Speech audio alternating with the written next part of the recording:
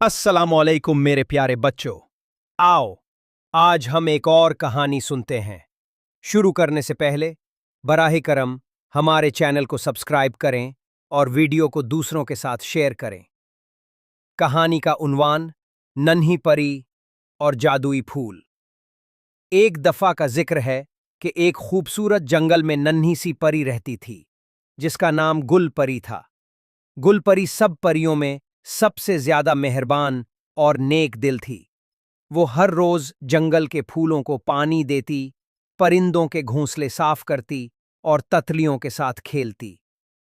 एक दिन जंगल में सब फूल मुरझा गए, न खुशबू रही न रंग। सब जानवर परेशान हो गए। तब गुलपरी ने सोचा, कुछ न कुछ जरूर करना होगा। वो उड़ती हुई पहाड़ के उस पार गई जहां एक जादुई फूल खिलता था। कहा जाता था कि वो फूल जिस जगह हो वहां हर चीज हरी भरी हो जाती है। लेकिन उस फूल की हिफाजत एक नींद में सोए हुए दियो के सुपुर्द थी। गुलपरी ने हिम्मत की और दबे पांव फूल तक पहुंची। फूल की खुशबू बहुत जबरदस्त थी। जैसे ही गुलपरी ने फूल को छुआ, देव की आंख खुल गई। लेकिन हैरत की बात यह हुई कि देव गुस्से वाला नहीं था। उसने मुस्कुराकर कहा, अगर तुमने ये फूल अच्छे मकसद के लिए लिया है तो ले जाओ।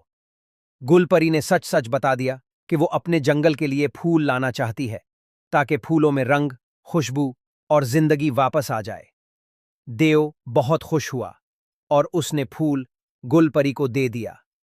गुलपरी वापस आई और जैसे ही उसने फूल को जंगल में लगाया, सब फूल फिर से खुल उठे।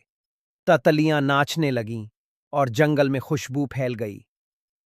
सब जानवर और परियां बहुत खुश हुईं और गुलपरी को जंगल की हीरो का खिताब दिया। सबक: नेकी का बदला हमेशा नेकी होता है और हिम्मत करने वाले कभी हारते नहीं।